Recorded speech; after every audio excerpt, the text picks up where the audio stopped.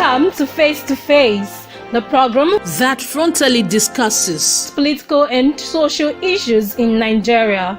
The weekly program brought to you on Wednesday by 6 p.m. Nigerian time, anchored by Prince Ewemade Concourse, powered by GCSDN. Join us. Let's fight for our rights. Let's take this song together. Solidarity. Everybody.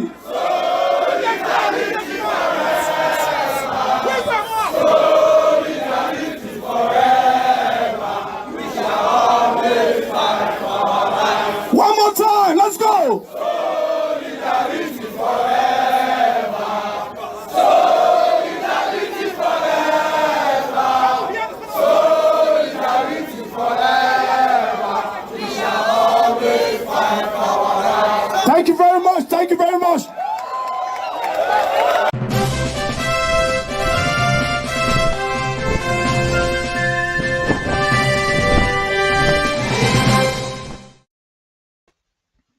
Hello, everyone. This is Frederick Odorige. I am standing in here today for your regular host, Prince Ewemade Concourse, on this program called Face to Face.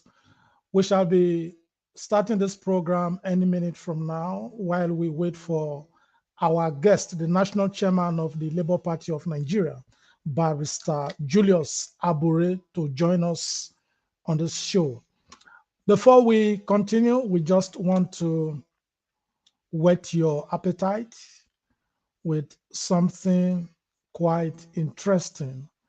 But you know, we are passing through very difficult times in Nigeria, and we're passing through exciting times as the election gathers momentum.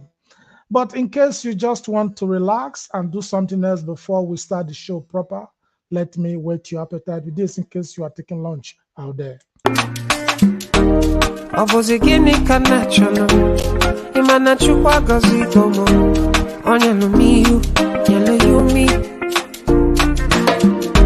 What am I looking for?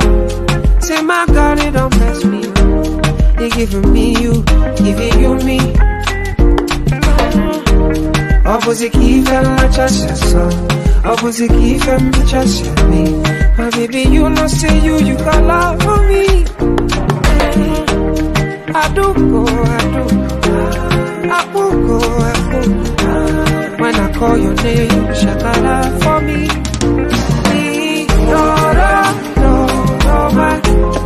I'm gonna be your new come.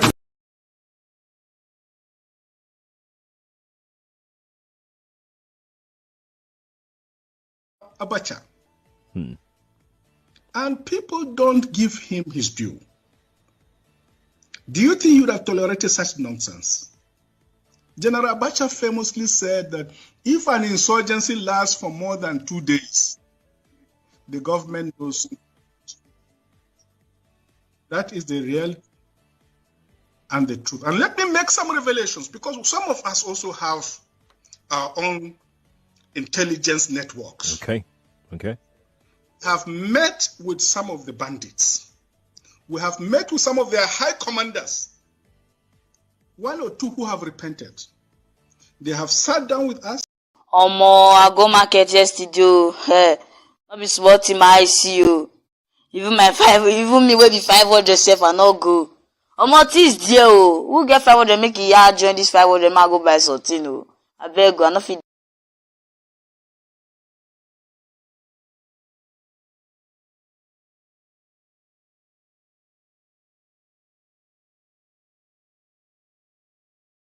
We are still paying debt. The money that we are supposed to complete our railways, our road, our education, our health, our security is going on debt. And this debt is in some individual pocket. Went to individual pocket. Go around this town, go around this country. Look at the type of mansion people are living in, a government officials, and they say they are fighting corruption. Go to Metama, go to Asokoro, go to Lagos, go to Port Harcourt. See people living in mansion and they are government officials, is their salary get that mention for them? And we say we are fighting corruption. If we are really fighting corruption in this country, we will not borrow money to fund. It's embarrassed. I am worried. Even my blood pressure go high as I had the debt service. 3 point something trillion debt service. While people are suffering in this country, some are living with 1 square meal. They eat once. So if we can do a proper, strong anti-corruption, not this by mouth, we act it practically. If we go, you can see a 1 billion mansion owned by a government official, and they say that we are fighting corruption. Salary of his 1,000 year. Did he serve for 1,000 year? He served for 35 years. Where did he get 1 billion mansion? If we are serious, you can see still person serving inside the government, owning a big house, billions, estate. You can see business places here owned by government officials, and we say we are fighting corruption. We are joking. We are joking. So Hello, everyone. We just wanted to whet your appetite about what is happening in the Nigeria of today. We are still waiting for our guest to join us on the program, Barrister Julius Abure, the national chairman of the Labour Party of Nigeria. We are passing through very interesting times in our country. Elections are going on and campaign is going on. We believe that this is going to be one of the most expensive elections in the history of Nigeria. The reasons is because, one, the government of Nigeria, the INEC has made a budget before the government of Nigeria for 305 billion naira for the election that will take place in 2023. It's quite unfortunate that the country spends so much money in bringing people into office that has brought us into abject poverty and insecurity in the land. As we are speaking, Nigerian students have been home since February 14th, 2022, because of a system that has failed us people. Now we are going to spend so much money in bringing people into office. And we strongly believe that in 2023, Nigerians will get it right. Because people are saying that if we don't get it right this time, it might be difficult to get it right. Therefore, we are using this opportunity to tell every Nigerian, while we wait for the chairman of the Labour Party, to make sure that you collect your voter's card. Collect your voter's card. One thing is to register, another thing is to collect your voter's card. Because as we are talking now, there are many voter's cards that have been buried, and INEC is telling us that they are going to investigate how those voters' cards were buried. And there are some in many INEC offices now that are waiting for you to come and collect your voter's card. So we are right here in the studio, and we are going to bring to the studio right here with us the chairman, the national chairman of the Labour Party, Barrister Comrade Julius Abure. We welcome you, sir, to this program. Thank you so much for having me this evening. It's an honor to have you, and thank you for joining us. I was about wearing like this your hat, but I decided not to put it on so that people don't say it was an RNG. So it was a good thing that I didn't put it on. But it's becoming your trademark these days, sir. How are you doing today? Very, very fine. Good to be with you.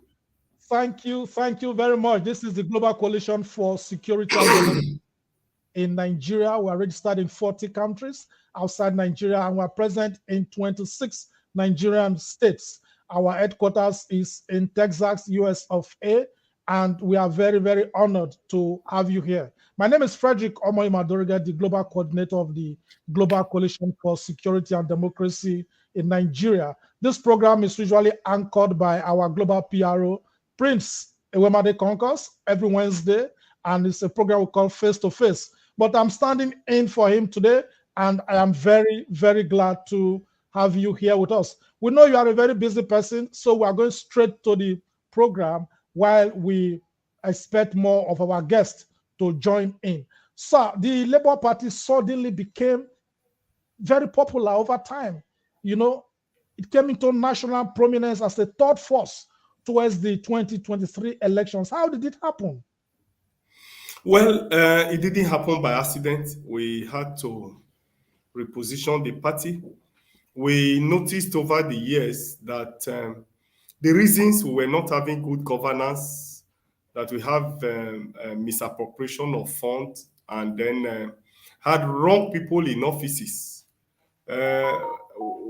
was because we were not having political parties that were people-oriented and people-driven.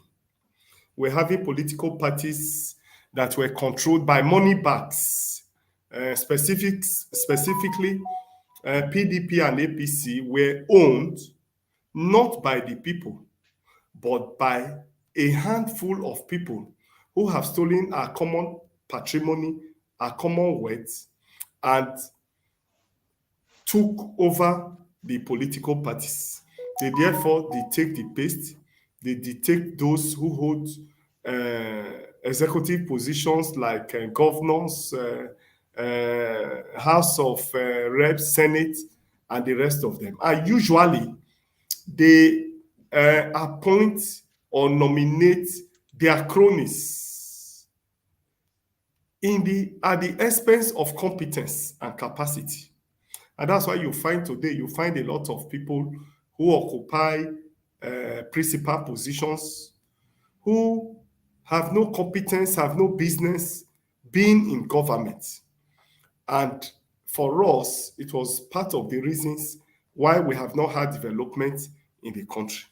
And therefore, for us to have a good and qualitative leadership, we believe, quite frankly, that we need a people-oriented party, a party that will be owned by the people, a party that will be driven by the people, a party that will have internal democracy, so that those who are competent, who have the capacity, who have the solutions and answers to the numerous challenges of the country, will be able to find space and win elections and then have good governance.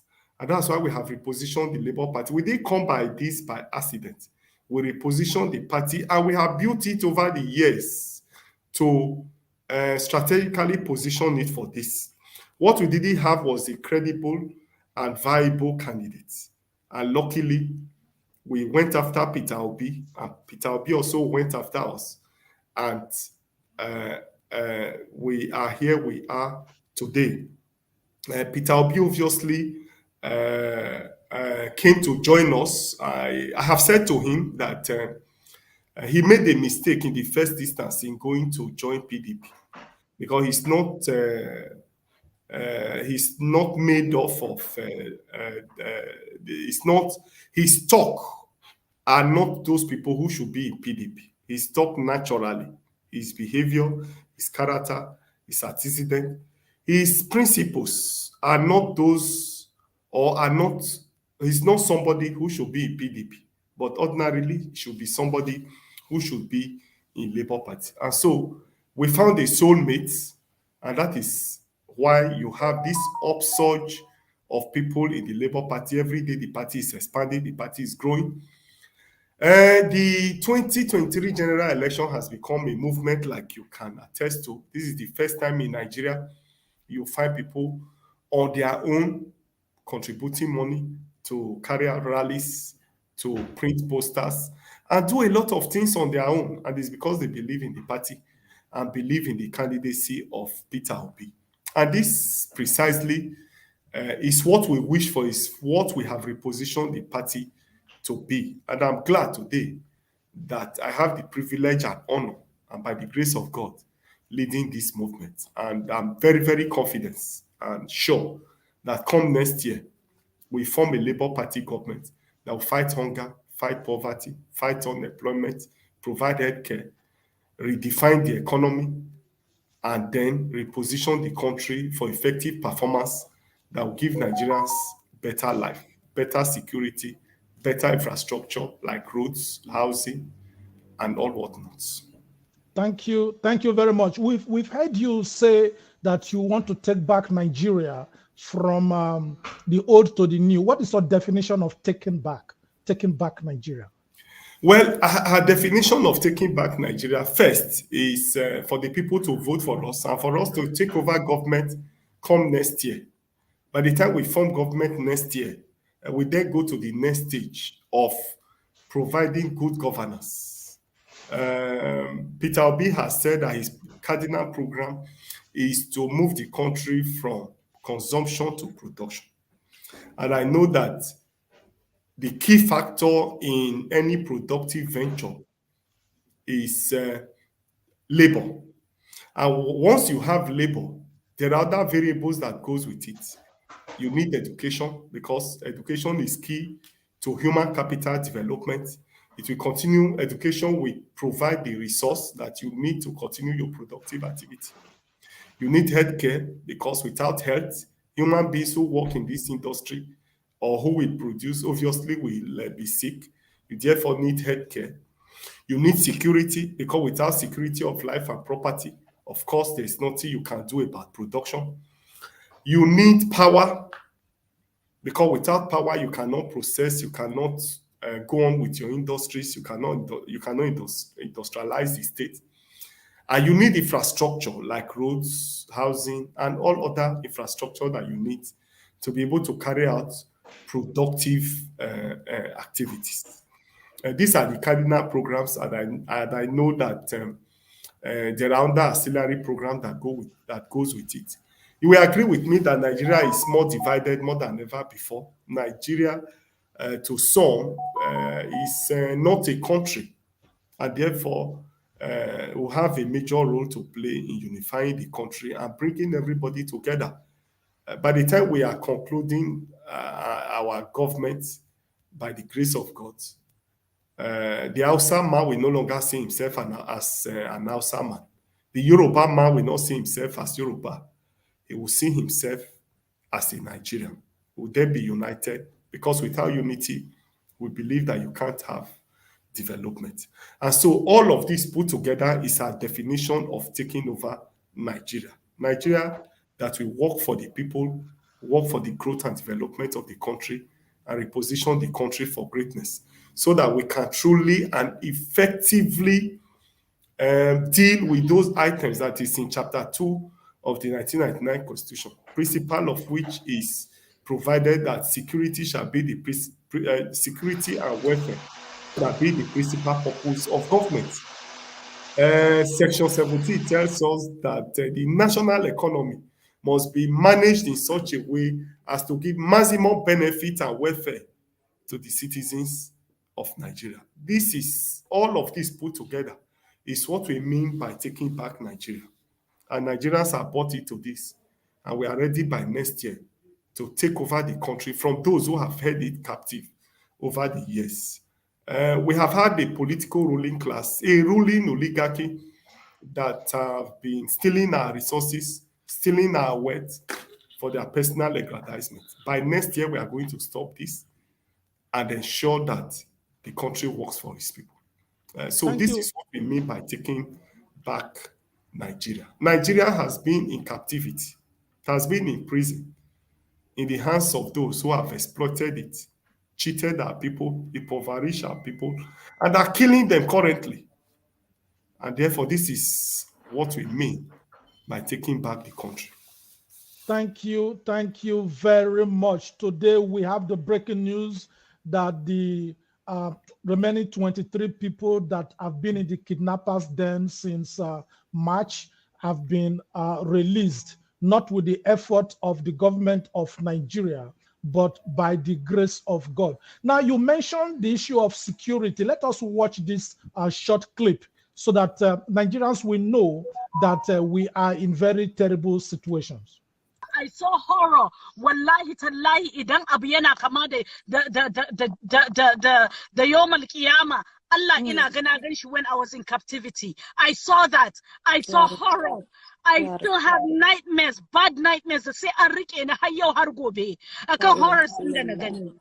Akan horrors din da na gani. That's why I left Nigeria. That's why I'm here. But wallahi tallahi, if you have not been through what we've been through, a lot of us that have been in captivity and been raped multiple times by terrorists, you would not know. You would not know the pain. You would not know the agony. Nobody stood. Nobody believed me. Nobody said anything. Nobody helped me. No one. No one. And that's what's happening right now to our children.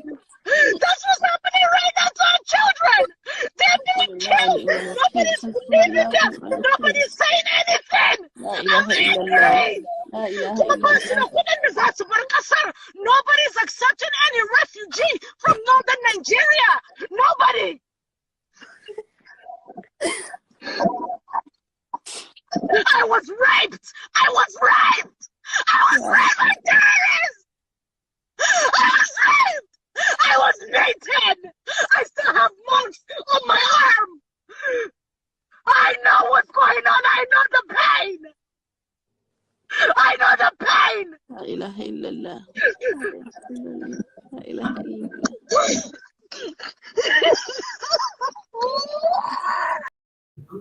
Now, with the growing insecurity in Nigeria, 12 communities are under siege in Buhari's Katsina state. Over 52 communities are under siege in northern Nigeria. In some places in Niger state, Nigerians now pay taxes to terrorists, as if the sovereignty of Nigeria has been surrendered to terrorists. Now, how can election take place in such areas? What are your fears for the 2023 elections in terms of security and the election process generally? Let me, I can repeat my question because you got a call. I just said that because of the growing insecurity in the north, some Nigerians now pay taxes to terrorists. Buhari's Katsina state is under siege. Niger state is under siege. Many states in the north are under siege. Now, how can INEC conduct credible elections in such areas that we can make sure that can enable us to take back our country? What are your fears towards the 2023 elections? Well, I have confidence that INEC will let me remove the phone. Yes, I have confidence that INEC will be able to conduct free, fair, and credible election. In spite of the high level of insecurity, I am confident that elections will be held. I'm saying so against the background of the fact that in 2015, we had some form of insecurity like this, although it was not as high as this. Elections were conducted. When we were to go into the Anambra election last year, it was also highly speculated that we may not have election in Anambra State because of the high level of insecurity. I want to believe that Nigerians will come out and vote on that day, because if they don't, we will be playing into the hands of those who have held us captive over the years. I believe that we'll be able to hold the election come next year. Now, if the elections hold, let us assume that the security issues will not be hindrances. What are your fears for the 2023 elections? Any fears? Well, no serious fears as at now. We believe that we have the people. The people are ready, and the greatest asset you can have is for you to have the people by your side. We believe that the people are with us. And once the people are with us, whatever any person may want to do, we believe that we'll be able to face them headlong. INEC have been doing a very good job in Oshun and other elections, off-season elections that have been conducted. They have done very well. And we believe that they will also do well in the 2023 general election. I have no major fears that we will not do well in that election. I'm very, very confident that we'll be able to have this election. I also believe that we'll be able to win the election. Thank you very much. Because you mentioned INEC. Now, 7 million Nigerians were not given opportunity to complete their registration process. That is huge as far as elections are concerned. Are you not bothered that some of your supporters may be among that 7 million people that may be disenfranchised? Yes, obviously I'm bothered because those 7 million people ordinarily, I believe, will be my supporters. But that is where we are. Registration process cannot go on all the way because those PVCs must be printed and you need time to print it. The contract must be awarded and time is needed to deal with all of those procedures. So we want to use this opportunity to appeal to Nigerians that we should not be doing our things late. We should endeavor when it's time to carry out an exercise, especially such as voter registration.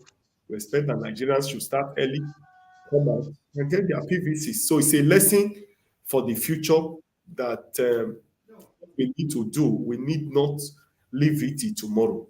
What we have to do, if we have the opportunity to do it, it is better to do it. If those 7 million Nigerians have come out earlier to carry out their registration exercise, I'm sure they wouldn't have been caught up with time. So it's a lesson that we must learn from in future. But in spite of that, I am very hopeful that Nigerians is determined to make a change. And I'm sure that that change will be made next year, even with the total number of people who have registered.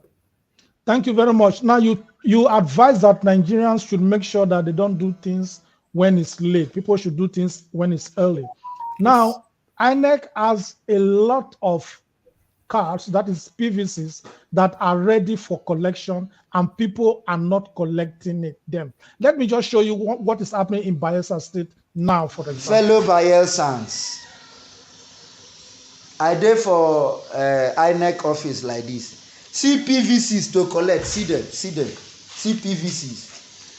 When dying minute don't reach, una go come pack, come say, say queue too long. Now see PVCs. How many of guys is it? 4 this morning.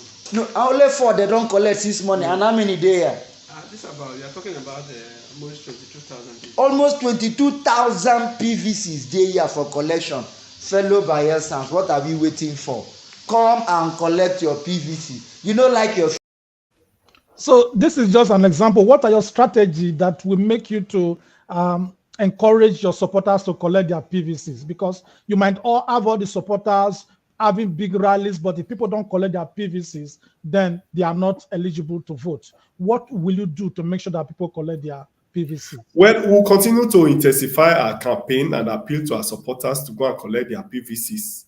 We'll talk to our state chairman, our local government chairman, as well as our ward chairman and all other officials to encourage people to go and collect their PVCs so that they can vote. But it brings us to the same point we made earlier, that Nigerians are fond of doing their things late. But all of this is part of the reorientation we are going to carry out.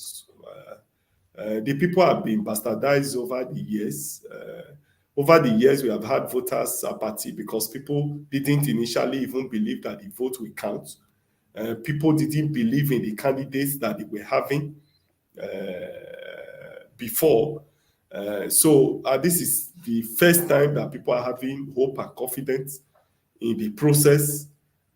So I'm sure that with time, with adequate lecture with more campaign, I'm sure that people will collect their PVCs. But I also want to use this medium to appeal to INEC that INEC should take it a step further and deliver these PVCs to people in their houses.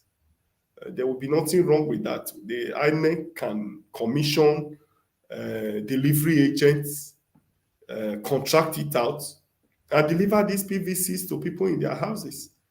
I think that when we have the next quarterly stakeholders meeting in INEC, it's a very, very valid point that I want to make, that we must make things easy for our people. We should be able to take these PVCs and deliver them in people's houses and make the collection process easy for people. Thank you very much. The election of 2023 will cost 305 billion naira.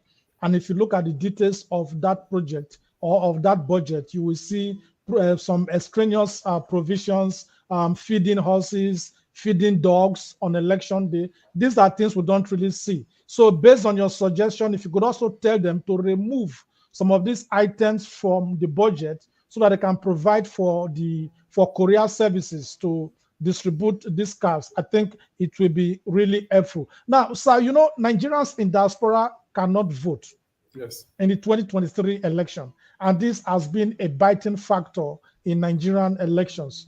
Do you see the prospect of Nigerians in diaspora voting if by the grace of God you win the elections? It's one of our cardinal programs. We will not waste time as soon as we win to propose legislation to the National Assembly to amend the Electoral Act to allow diaspora to vote.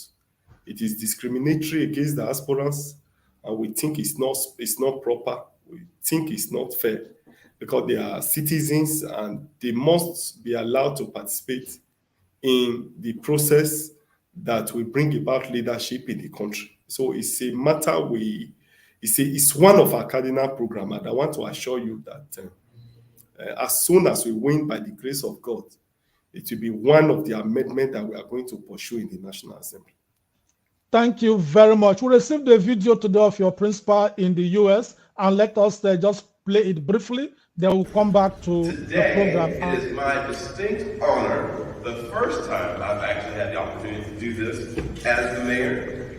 We're going to make you an honorary citizen of the city of Dallas today. And the proclamation that I've issued reads, in the name and authority of Dallas Mayor Eric Johnson, that's me.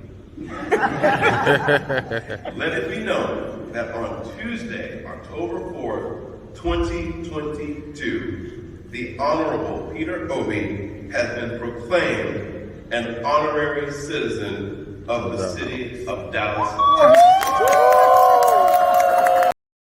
Now, this is just something we got, and everybody is just talking about it. What is the implication of this honorary citizenship to the presidential ambition of Mr. Peter Obi? Well, it's an added advantage and gives credence to whatever he has before. It's an added feather to his cap, and it's a welcome development. Thank you very much. We want to thank you for joining us in this program today. We know you are a very busy person, but before you go, would you like to give a closing remark to our audience? Well, I want to appeal to people that they should remain committed to the cause of Labour Party, to the cause of Nigeria. The major task before us now is to see how we can take back our country, because that is the only hope. Peter Obi is the only presidential candidate that has the character, that has the competence, that has the pedigree, that has the capacity to drive the process of development for the country. We must therefore work together to ensure that by next year, he is voted overwhelmingly into office so that we can commence the process of rebuilding the country, rebuilding the economy, and reposition the country for effective performance. Thank you very much. Our audience, we just want to use this opportunity to inform you that on the 23rd of this month of October 2022, the Global Coalition for Security and Democracy in Nigeria shall be having a global poll where we shall pick the presidential candidate to support in the 2023 election. Whoever wins that poll is the person we are going to support us through our chapters all over the world. And we also expect that that person will come to our studio to give an acceptance speech for our effective campaign to move on. Thank you very much, Comrade Julius Abure, National Chairman of the Labour Party of Nigeria. We thank you for joining us in this program, and we look forward to inviting you while we give the opportunity for other national chairmen and presidential candidates to talk to us on our program. Thank you very much, sir, for joining us. Thank you so much for having me today. Thank you very much. So, viewers, hope to see you very soon. This is Face to Face from Global Coalition for Security and Democracy in Nigeria. This is Comrade Frederick Odorige signing out.